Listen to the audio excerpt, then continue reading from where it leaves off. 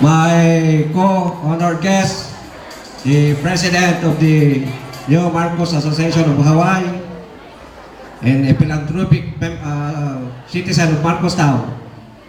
Oray nga adoy nagapon na ako from Hawaii to Manila, Manila to Hong Kong. Yung karigatan na lang po tayo pa ito, tapos makita ko na yun kada kayo. Napot, the New Marcos Association of Hong Kong, kaslana ba yung lang kapsat ni Engineer Arsenio Agustin, my brother. Nagitimat na yat nga membro ti Kapitanes J. Marcos Apo, kaya may nakita ko na kada kayo.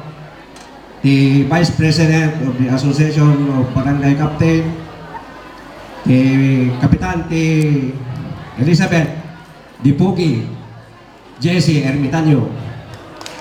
Apo-apo. Kain kastamet ti Barangay Santiago, di Barangay Chairman, may kasing Nelson Agustin. Nagaget nga presidente ti dito yung asosasyon, nagaget kunak ta idi 5th anniversary kay isupay la presidente ang ganate kay Hanyo Sapay Suktan ni Miss Tessie de la Cruz.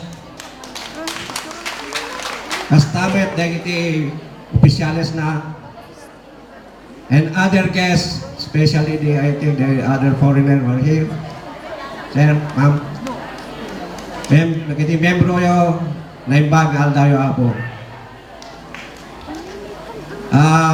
Alam natin nga bundaway apo nga magten sa kabasit nga mensahe. May sala nga naibaon, nga umay-may makita ko na yun kada kayo, ta oray. Dito iti may kadwa nga umay ko ito yan, nga alag kada bundaway, may ibasa, mensahe, iti opisyales, ti gobyerno tayo, kung nagiti tao. So, allow me to read the message. In behalf of our Honorable Mayor Salvador Perlos, our diligent Vice Mayor, Jonel Rosqueta, the whole Sangguniang Bayan, and the people of Marcos, I would like to congratulate the new Marcoseños Association of Hong Kong for another prosperous day. Seeing New Mac celebrate today its 6th anniversary, I am reminded of two things. First is the beauty of nationalism.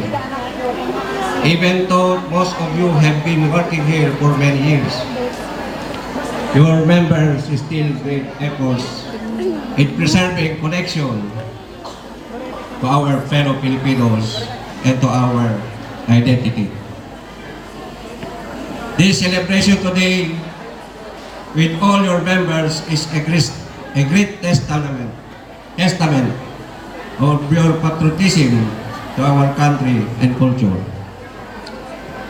Your contribution also to our nation cannot be overlooked. You do not only strive to support your family, but you also help our nation as a whole.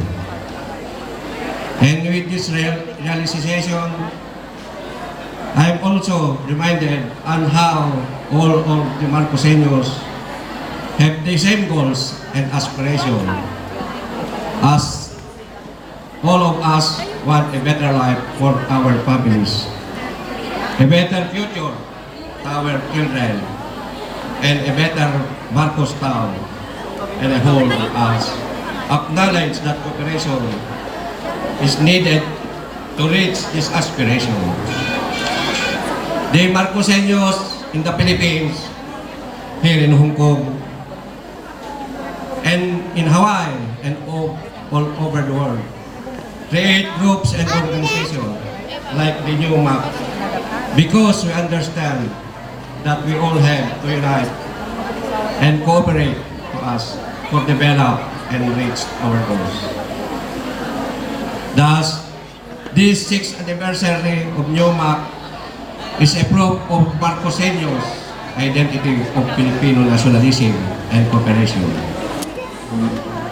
Thank you for reminding me, and I hope that the NUMAC will continue to work hand in hand with your fellow Marcoseños in the Philippines, here and abroad.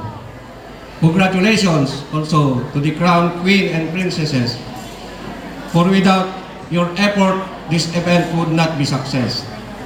Thank you and more power to the new Marcos Association of Moscow.